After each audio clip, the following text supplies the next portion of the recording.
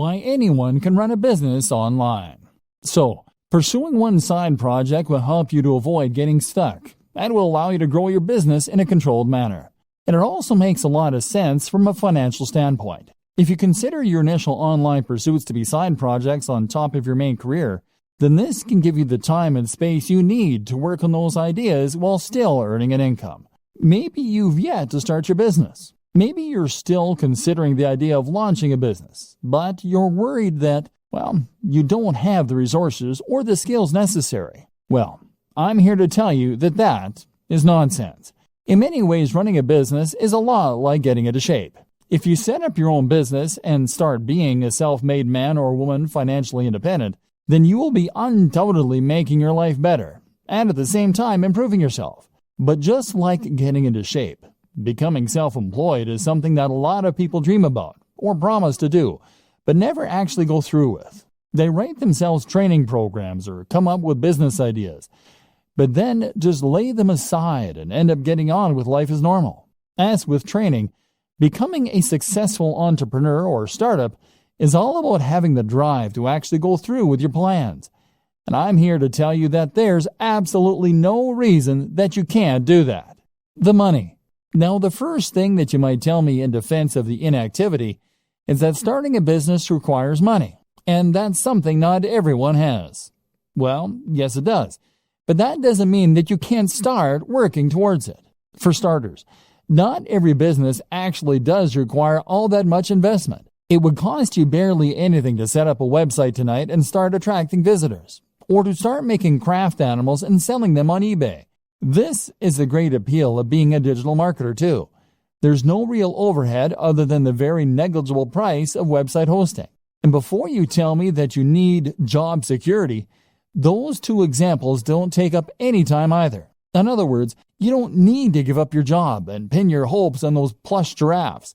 You can make them in your spare time and run the website mainly on the weekends. If you make your job fun, then it won't feel like you're overworked. Bootstrapping, meanwhile, is what you call it when a business raises its own funds.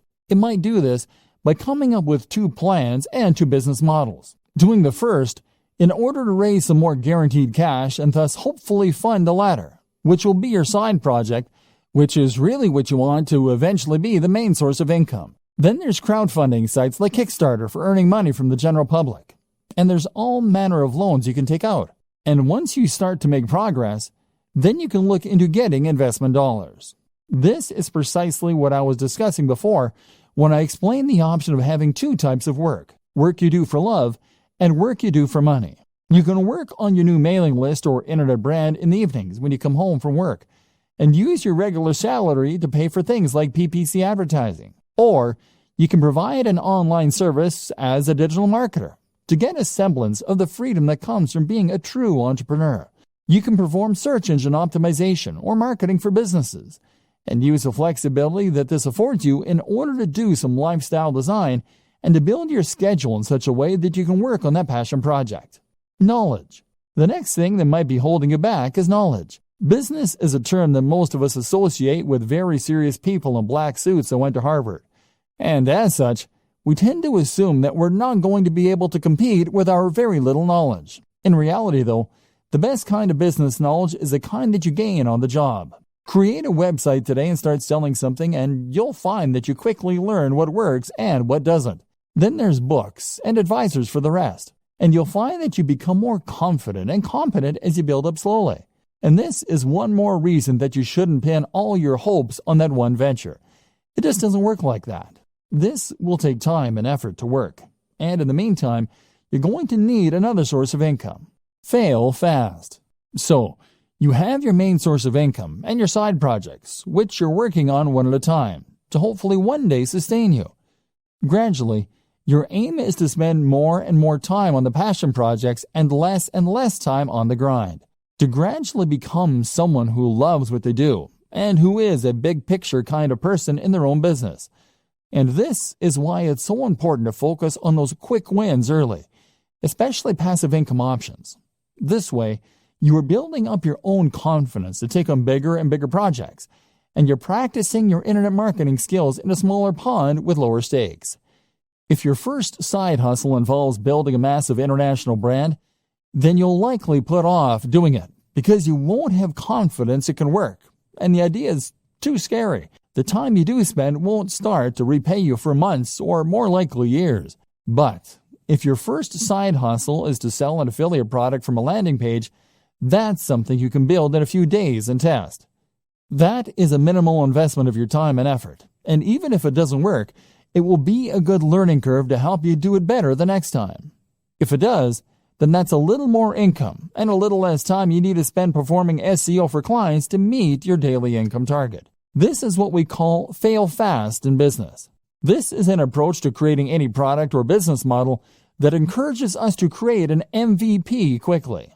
This is a minimal viable product, and basically means that you're going to get each project finished quickly, so you can see if it works or not. This is very important for your mental health and for your finances. Spend months and months setting up the perfect sales funnel, and that will be a huge waste of time if it doesn't take off. But make a funnel in a day, and you can always spend more time on it if it turns out to be a big success. So how long does it take? So how long should it take for a website to start earning enough money that you can quit your day job? Likewise, how long should it take you to build a mailing list so that you can make a living purely from affiliate sales brought in via email? The bad news is that it takes a long time. Internet marketing is not the get-rich-quick scheme that people think it is. Rather, internet marketing is a strategy that you can use to make money online only if you commit to the job and keep putting out great content and doing lots of active marketing for a long time. Put it this way. I worked for a YouTube channel with 3 million subscribers. 3 million. They made $15,000 a month from the ads that show it on their channel. Granted, $15,000 a month is enough for most people to live on very comfortably, but it's still not millionaire money. And 3 million is a huge number. With the best luck in the world, you're likely not looking at reaching those numbers for several years. The first year, you'll be lucky to get 10,000 viewers, at which point you'll probably be about $200 a month. The same goes for placing ads on a website. Building website traffic is hard. You'll need to post multiple times per week, do all your SEO, guest post, and even then, you can expect it to take a few months before you have a few thousand regular viewers per week. The problem is that AdSense, the Google ads that many marketers put on their websites, earn a few cents or a few dollars per click maximum. So you need tens of thousands of views daily to make a good amount of money that way. Selling an affiliate product as a proper internet marketer will help you to increase that amount by a large amount. Problem is that you now need to build the trust of your audience, which takes a long time in itself. You can also combine this with other forms of advertising like banner ads, like video sponsorship deals, like alternate advertising platforms. Using growth hacks such as influencer marketing can also help you to get ahead. But the point is that it takes time and it takes money to build the necessary success, and you need to be aware of this. Be a content creator with passion. For a long time, I considered myself an internet marketer. And I also consider myself very burned out. I wasn't earning the truly passive income yet, and I wasn't writing about things I loved either. Then I changed the way I saw myself and started to think of myself as a content creator. A content creator is very similar to an internet marketer. They do effectively the same job, in that they are creating a brand and promoting it online in order to subsequently profit from sales or ads.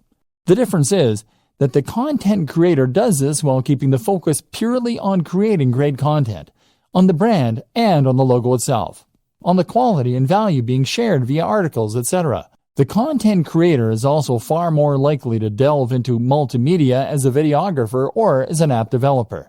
The marketer creates content, but when you become a content creator, you start to hone those skills, and you place much more emphasis on creating something worthwhile. Not only does this put you massively in demand and massively help to grow your brand, it also helps to improve your work satisfaction. If you can create videos with high production value, then you can build authority and relationships with your audience much more effectively and quickly. If you can create stunning designs for WordPress sites and logos, then you can sell any product far more effectively by selling a dream rather than just an ebook. If your content is passionately written, People will want to read it, and even Google will pick up on signs like reduced bounce rates. Now you'll be in demand as a marketer, because you can offer things that other spammy marketers can't.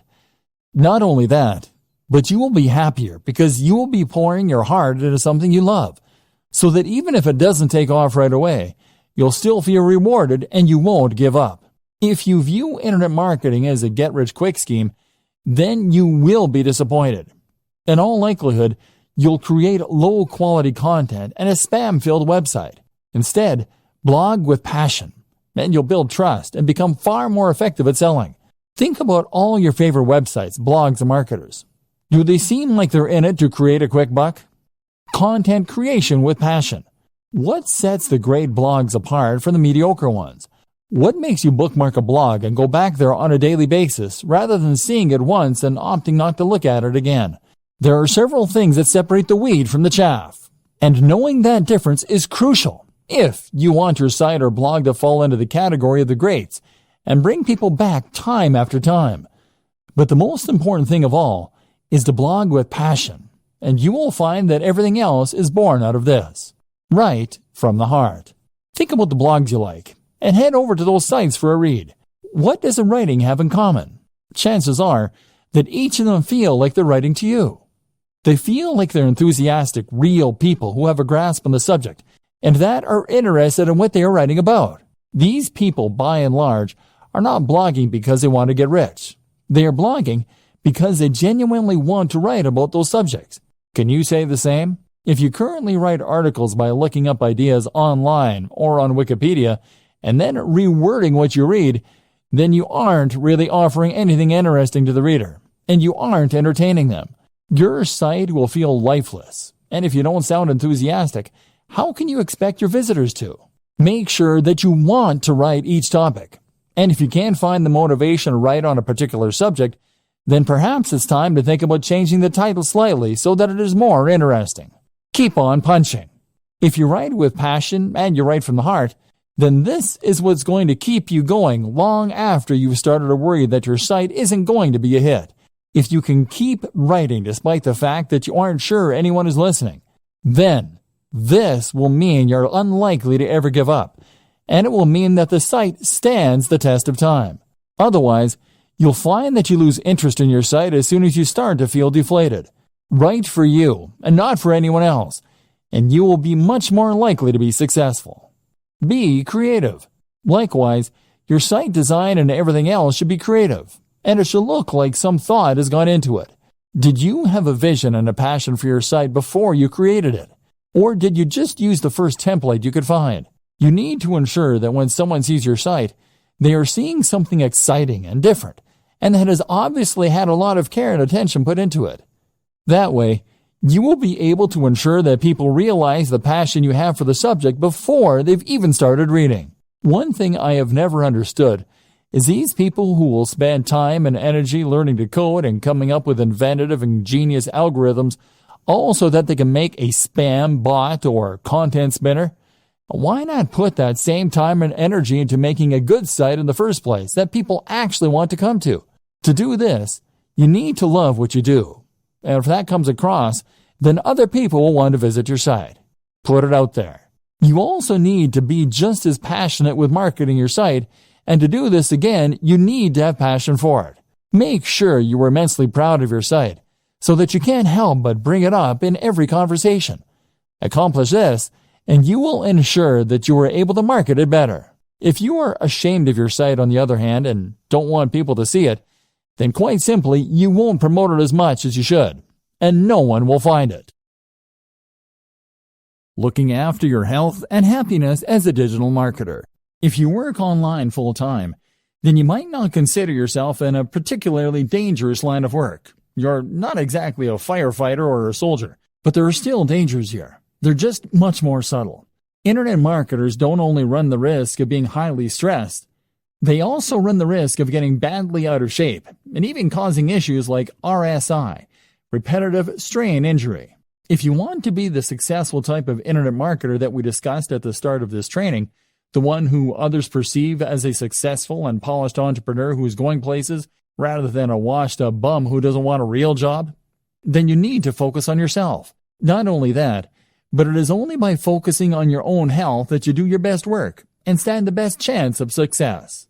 Mental health. If you are a digital marketer, then you are an entrepreneur. And if you're an entrepreneur, then, as Tim Ferriss often discusses, you are at a heightened risk for bipolar disorder. This is a huge emotional roller coaster, and you will have days when you have tons of work and all your projects are going well, and days where it all just seems a waste. This is why it is so important to guard your mental health and to look after yourself, so you can continue to do your best work without becoming burned out or giving up entirely. Some things to consider. Make sure that you really do create a divide between your work and your personal time off. That means turning off your phone, having a separate email account, etc. Try meditation. This is fantastic for improving your ability to compartmentalize in your mind and for ignoring things that don't matter when you're not working. Do things you love and do it for the love. Remove the pressure from yourself. Likewise, remove the expectation that you'll be earning millions this time next year. Try to enjoy the ride. Sleep well and make sure you aren't going to bed late. Eat a healthy and nutritious diet. Exercise. This is especially important considering how static a job digital marketing is. Look after yourself. You might be working from home, but that doesn't mean you can work in the sweats all day. Remember the old adage, dress for the job you want. Take care of your appearance. If you don't have time for basic health and maintenance, strongly reconsider your current business model and your work-life balance. The right gear and setup for staying productive. Looking after your health is important, but you can also see considerable boosts in your happiness and productivity by looking at your tech and setup. The right hardware. One tip that I absolutely recommend to all internet marketers, bloggers, and other internet entrepreneurs is to invest in good technology. When you're an internet marketer, you're essentially a one-man or woman band. That means that you are the business. Your passion projects are your R&D, and your equipment is your main computer. If you are working on a machine that takes 5 minutes to boot up, that gets hot even when it is under even a minor workload and that regularly crashes, then you absolutely must upgrade. You'll save a huge amount of time by having a computer that springs instantly to life, and you avoid those painful moments where your computer crashes and you lose all that work you've been doing. But the reasons to invest in good tech go way beyond that. They extend to the simple fact that good tech is more pleasant and enjoyable to work on. When I upgraded to the Dell XPS 15, I suddenly had a 4K screen, a blazing fast i7 processor with a GPU, a comfortable keyboard, and typing experience. All this made such a difference to my enjoyment of work, and that in turn began to be reflected in the work. I worked better because I enjoyed what I was doing more, and because I could run more software more easily than before, more options became available. Building a productive home office. If you work from home, then you're likely to have found that remaining productive and maintaining focus are two of the biggest challenges you face on a day-to-day basis. For some reason, we find it harder to work when we're not actually at work, and this often results in our mind wandering, or us finding procrastination in all kinds of places. One of the best ways to counter this effect is to design a home office that encourages focus, and that we actually want to work in. If you're working from your own home, then you'll have far more freedom in what you can do with your office space, and you should really take advantage of this fact. At the same time, if you work this way full-time, then you're probably going to spend the actual majority of your life at your desk and or in your office, and as such, you should make the most of it by making it as nice as it can be. This will not only improve your quality of life, but will also ensure that you are as productive as you can be, and always doing your best work. Firstly, then, make sure that you don't cut any corners, and that you're willing to spend a fair amount on your office to make it as nice as possible. The first place to invest this money is in a new desk, and this will have the biggest impact on your work. The desk should fit with the decor of the room, but at the same time, make you feel professional, and be something you want to show off. Sitting at your desk should feel like manning a spaceship, and if it does, then you will feel good about yourself when you work, which will rub off on the quality and quantity of the work you do. The hallmarks of a good desk are to have as many compartments as possible, to have lots of space for working on, and for having or being a part of at least one right angle. The compartments are important, as they'll mean you don't have to keep getting up to get things. At the same time, they just feel organized. And if you feel organized, then your brain will automatically be more organized in the way it stores and processes information. By right angle, I meant that when you sit at your desk, you should have a surface in front of you to work from and a surface to your left or right.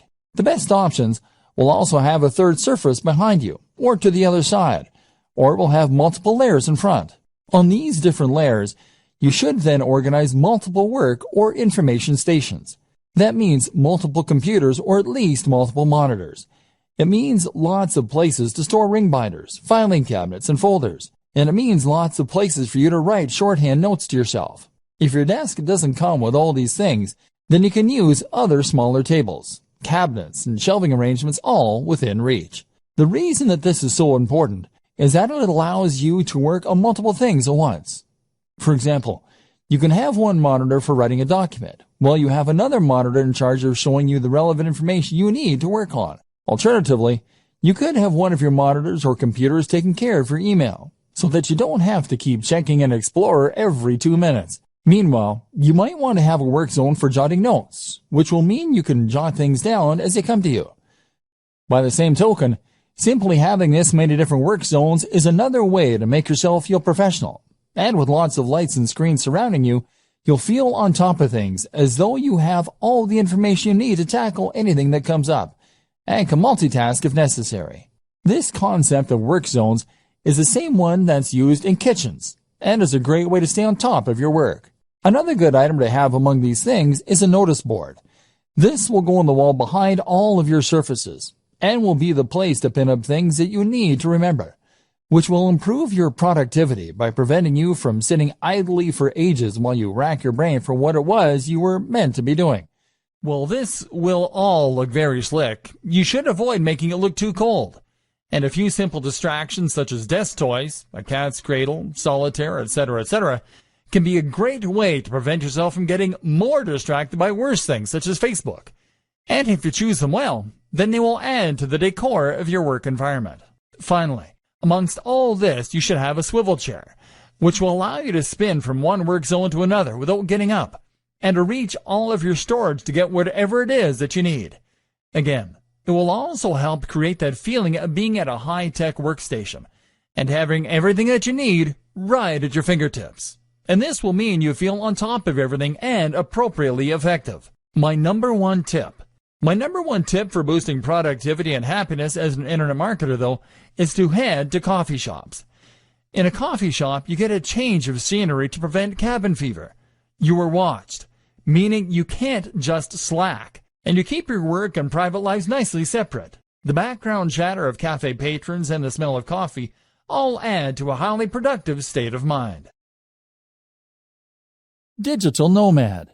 The digital nomad is a fascinating concept that has only become possible in the last several years. This is a vision of a lifestyle filled with adventure and travel, but funded by a stable income with no risk of going bankrupt. How does it work? Simple. By using computers and other technology, you create a situation where you can work remotely from anywhere, as long as you have an internet connection. Then you pack your bags and travel the world, using your online work to fund your traveling, but at the same time, living cheaply in hostels and other places so that you don't need that much cash to begin with. You can see the world and have countless adventures, and all you need is a laptop. To many, this is the ultimate lifestyle design for the digital marketer, so it seems only fitting that we touch on it here. But is it the right type of lifestyle for you? It's certainly not for everyone. And it's not the only option for true lifestyle design, as some people seem to think it is. Consider the following points before making up your mind. Attachments.